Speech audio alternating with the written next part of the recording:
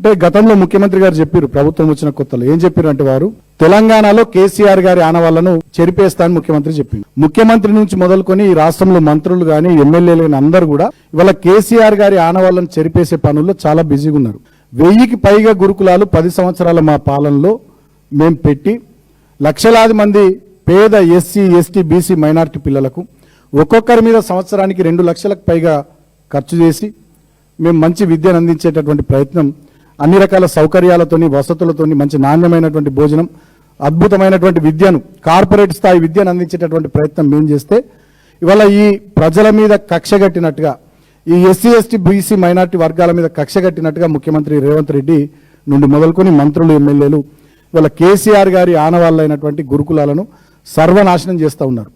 గతంలో దానికి సంబంధించి ఈ ప్రభుత్వం మీద ఒత్తిడి తీసుకురావడానికి మా విద్యార్థి విభాగం ఆధ్వర్యంలో గురుకుల బాట కార్యక్రమాన్ని కూడా తీసుకొని ఒక 2 వారాల పాటు వివిధ గురుకులాలను సందర్శించి ఈ ప్రభుత్వం మీద ఒత్తిడి తీసుకొని రావడం జరిగింది.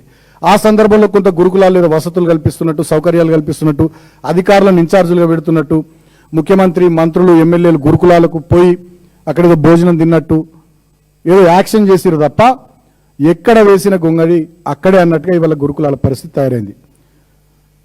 అంటే నేను ఒక మాట అడుగుతా ఉన్నా, ఈ ముఖ్యమంత్రిని కానీ, ఈ మంత్రులను, ఈ ఎమ్మెల్యేలను, కాంగ్రెస్ ప్రభుత్వ పెద్దల్ని, మీ 6 గ్యారంటీలను నమ్మి, మీరు ఇచ్చినటువంటి 420 హామీలను నమ్మి, మీరు ఇచ్చినటువంటి వివిధ డిక్లరేషన్ల హామీలను నమ్మి తెలంగాణ ప్రజలు, ముఖ్యంగా ఎస్సీ ఎస్టీ బీసీ మైనారిటీలు మీకు ఓట్లేస్తే మీరు ఇవాళ ఈ వర్గాలకు ఇస్తున్నది ఏంటంటే చావులు గిఫ్ట్గా ఇస్తున్నారు.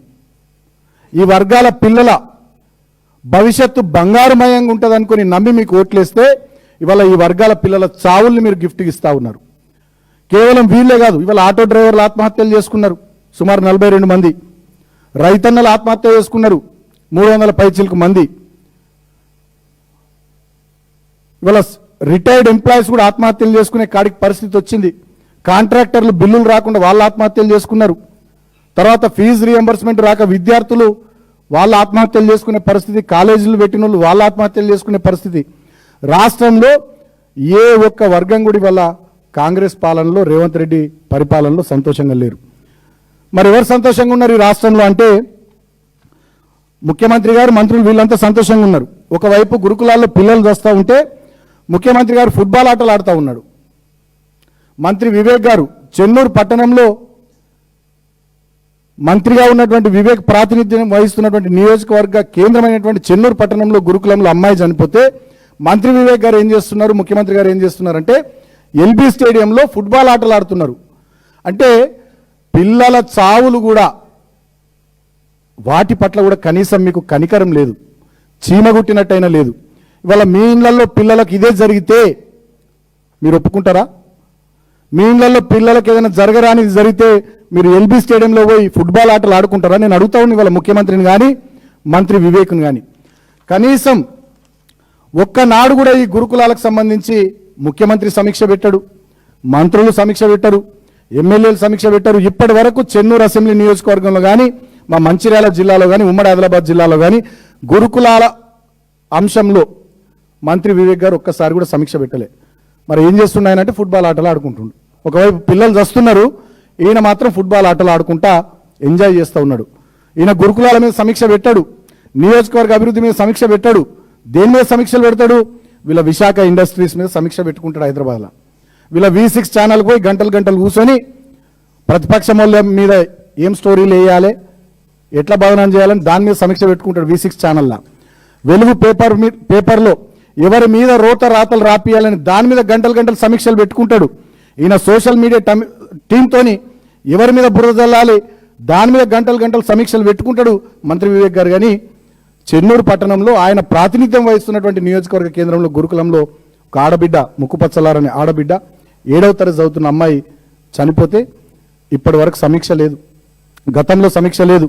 జిల్లా కలెక్టర్ అనేటోడు విశాఖ ఇండస్ట్రీస్ ఎంప్లాయ్ అయిపోయాడు, వివేక్ ఇంట్లో గుమాస్తా అయిపోయాడు. కనీసం ఆ కుటుంబాన్ని పరామర్శించడు, ధైర్యం ఇయ్యరు. జిల్లాధికారులు పట్టించుకోరు, జిల్లా యంత్రాంగం పట్టించుకోరు. మేము నిన్న డిమాండ్ చేసినాం, ఆ కుటుంబానికి వెంటనే 50 లక్షల రూపాయలు ఎక్స్గ్రేషియా ఇవ్వాలి, ఆ కుటుంబంలో ఒకరికి ప్రభుత్వ ఉద్యోగం ఇవ్వాలి. ఆ కుటుంబము వ్యవసాయం మీద ఆధారపడేటువంటి కుటుంబం కాబట్టి వ్యవసాయ యోగ్యమైనటువంటి 5 ఎకరాల భూమి ఇవ్వాలని బీఆర్ఎస్ పార్టీ పరంగా నిన్న మేము డిమాండ్ చేసినాం. ఇప్పటివరకు జిల్లా కలెక్టర్ పత్తా లేడు, మంత్రి వివేక్ ఆయన పత్తా లేడు, అధికారులలో చలనం లేదు. రాష్ట్ర స్థాయిలో చీఫ్ సెక్రటరీ ఏం చేస్తుండో, అదేవిధంగా గురుకులాల సెక్రటరీలు ఏం చేస్తున్నారో, ముఖ్యమంత్రి ఏం చేస్తున్నాడో, ఇవాళ ఎస్సీ ఎస్టీ బీసీ మైనారిటీ వర్గాల పిల్లలు ఈ రకంగా పిట్టల్లా రాలిపోతుంటే ఈ ప్రభుత్వానికి చీమ గుట్టినట్టు కూడా లేదు. ఏం చేస్తున్నారు? ఫుట్బాల్ ఆటలు ఆడుతున్నారు. ఏం చేస్తున్నారు? రికార్డింగ్ డ్యాన్సులు చేస్తున్నారు. ఏం చేస్తున్నారు? నాటకాలు వేస్తున్నారు. రైతాంగం అంతా యూరియా కోసం బాధపడతా ఉన్నారు.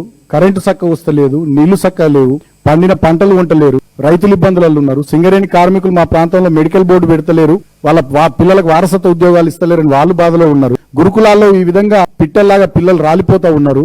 ఆటో డ్రైవర్లు ఇబ్బందులు పడతా ఉన్నారు. నిరుద్యోగులు నోటిఫికేషన్లు ఇవ్వండి, జాబ్ క్యాలెండర్ ఇవ్వండి అని, నిరుద్యోగ భృతి 4000 ఇవ్వండి అని వాళ్ళు అడుగుతా ఉన్నారు. ఇవేవి మహిళలకు సంబంధించి, నిరుద్యోగులకు సంబంధించి, సింగరేణి కార్మికులకు సంబంధించి, రైతులకు సంబంధించి, గురుకులాల్లో చదువుకుంటున్నటువంటి పేద ఎస్సీ ఎస్టీ బీసీ మైనార్టీ వర్గాల పిల్లలకు సంబంధించి ఏమాత్రం పట్టింపు లేదు.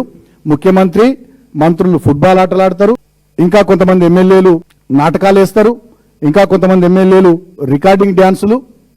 ఇది వీళ్ళు తెలంగాణలో వీళ్ళ ప్రజాపాలన. మళ్ళీ దాంట్లో కూడా ముఖ్యమంత్రి రేవంత్ రెడ్డి ఫ్యూడలిస్ట్ మనస్తత్వం. ఆయన కింద కాలు మీద కాలు వేసుకొని కూర్చొని నవ్వుతూ ఉంటాడు, పైన రికార్డింగ్ డ్యాన్సులు వేసేది, నాటకాలు వేసేది ఎస్టీ సామాజిక వర్గానికి సంబంధించిన ఎమ్మెల్యేలు, ఎస్సీ సామాజిక వర్గానికి సంబంధించిన ఎమ్మెల్యేలు, బీసీ సామాజిక వర్గానికి సంబంధించిన ఒక మంత్రి. అంటే ఎస్సీ ఎస్టీ బీసీలు రికార్డింగ్ డ్యాన్సులు వేయాలి, నాటకాలు ఆడాలి, డ్రామాలు వేయాలి. ఈ ఫ్యూడలిస్ట్ ముఖ్యమంత్రి రేవంత్ రెడ్డి కాలు మీద కాలు వేసుకొని కింద కూర్చొని తమాషా చూస్తుంటాడు, నవ్వుతూ ఉంటాడు. ఇది రాష్ట్రంలో జరుగుతున్నటువంటి ప్రజాపాలన. ఇది దేనికి నిదర్శనం? తెలంగాణలో చైతన్యం ఎక్కువ, విప్లవోద్యమాలకు పుట్టినిల్లు ఒకప్పుడు. అదేవిధంగా బహుజన సామాజిక దళిత గిరిజన ఉద్యమాలకు వేదిక తెలంగాణ. ఎంతో చైతన్యవంతమైనటువంటి గడ్డ. ఇక్కడి నుంచే ఎన్నో ఉద్యమాలు దేశవ్యాప్తంగా విశ్వవ్యాప్తంగా ప్రజల్ని కదిలించే విధంగా ముందుకు వచ్చినటువంటి ప్రాంతం. ఫ్యూడలిస్ట్ విధానాలకు, పెత్తందారి పోకర్లకు వ్యతిరేకంగా పోరాటం చేసినటువంటి గడ్డ. ఆ గడ్డ మీద ఇవాళ ఈ ముఖ్యమంత్రి కాలు మీద కాలేసుకొని ఫ్యూడలిస్ట్ లాగా, నయా జమీందార్ లాగా రేవంత్ రెడ్డి కూర్చుంటాడు. ఎస్సీ ఎస్టీ బీసీ ఎమ్మెల్యేల మంత్రులు రికార్డింగ్ డ్యాన్సులు, నాటకాలు, డ్రామాలు. ఇది జరుగుతున్న ప్రజాపాలన.